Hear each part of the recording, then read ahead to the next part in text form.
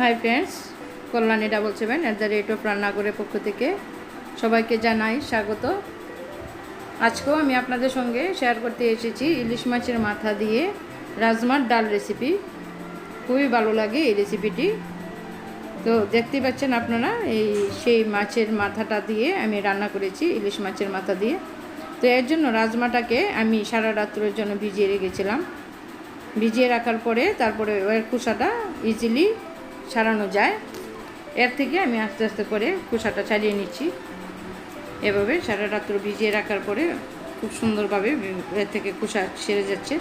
তো এইভাবে আমি প্রেসার কুকারের মধ্যে দিয়ে 2টা সিটি দিয়ে নেব, তাহলে ওইটা নরম হয়ে যাবে। তো রেসিপিটি যদি ভালো লাগে থাকে অবশ্যই আমাকে সাবস্ক্রাইব করতে ভুলবেন না। পাশে থাকা বেল আইকনও ক্লিক করবেন, যেন নতুন কোনো নোটিফিকেশান সবার আগে আপনাদের কাছে পৌঁছে যায়। দেখতে পাচ্ছেন এইভাবে আমি আস্তে আস্তে করে সবগুলি রাজমা খোসা ছাড়িয়ে নিচ্ছি।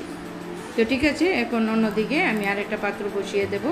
প্রেসার কুকারটা নিয়ে এর মধ্যে একটু নুন আর দিয়ে পরিমাণ মতো জল দিয়ে আমি বসিয়ে দিচ্ছি। তো যে জলটা আমি দেব সেই জলটা দিয়ে আমি রান্নাটা করে নেব। তো ঠিক আছে, এখন পাত্রের মধ্যে দিয়ে দিচ্ছি পরিমাণ মতো জল, আর দিয়ে দিচ্ছি খোসা ছাড়ানো সেই রাজমাটা। পরিমাণ মতো নুনও দিয়ে দিলাম। আমি তরকারির মধ্যে আর নুন দেবো না, সেই নুনটাই এনাফ হবে। তো ঠিক আছে, 2টা সিটির মতন আমি দিয়ে নেব।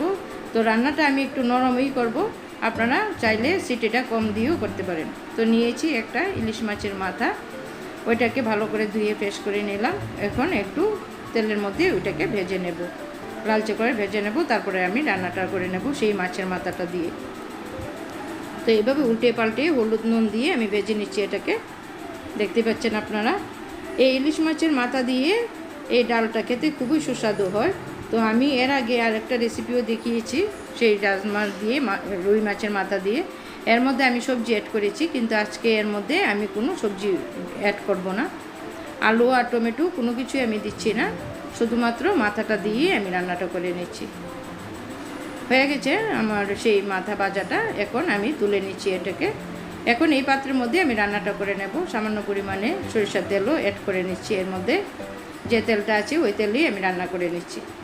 তো ঠিক আছে, দিয়ে দিলাম 2 চামচের মতন সরিষার তেল। দিচ্ছি একটা শুকনো লঙ্কা, 2টো তেজপাতা দিয়ে আমি দিয়ে দিচ্ছি কোচানো পেঁয়াজ। একটা বড় সাইজের পেঁয়াজ নিয়েছি, ওইটাকে লালচে করে এখন ভেজে নিচ্ছি।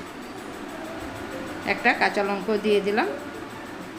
রান্নাটা যদি ভালো লেগে থাকে অবশ্যই আমার চ্যানেলটা সাবস্ক্রাইব করবেন, আর কেমন হয়েছে কমেন্ট বক্সের মাধ্যমে আমাকে জানাবেন। তো ঠিক আছে, দিয়ে দিলাম 4টার মতো কাঁচা লঙ্কা। যেহেতু ডাল এটা, এর মধ্যে বেশি আমি লঙ্কা ইউজ করব না। তো এখানে দিয়ে দিচ্ছি 1/2 চামচের মতো সব কিছু, জিরে গুঁড়ো, ধনে গুঁড়ো আর কাশ্মীরি লঙ্কার গুঁড়ো। কাশ্মীরি লঙ্কার গুঁড়োটা দিলে তরকারির ফ্লেভারটা ভালো আসে, এর জন্য এর মধ্যে অ্যাড করে দিচ্ছি। ওইটাকে আমি এখন লালচে করে ভেজে নিচ্ছি। দেখতে পাচ্ছেন রাজমার ডালটা অনেকটা আমি সিদ্ধ করে নিয়েছি। প্রেসার কুকার থেকে নামিয়ে নিলাম 2টা সিটি দেওয়ার পরে। আপনারা চাইলে সিটি না দিয়েও রান্নাটা করে নিতে পারেন, তাহলে আস্ত থাকবে। দিয়ে দিচ্ছি পরিমাণ মতো হলুদ, দিয়ে ওইটাকে একটু ভেজে নেব। তারপর আমি জলটা দেব, সেই রাজমার জলটাই আমি এর মধ্যে অ্যাড করব।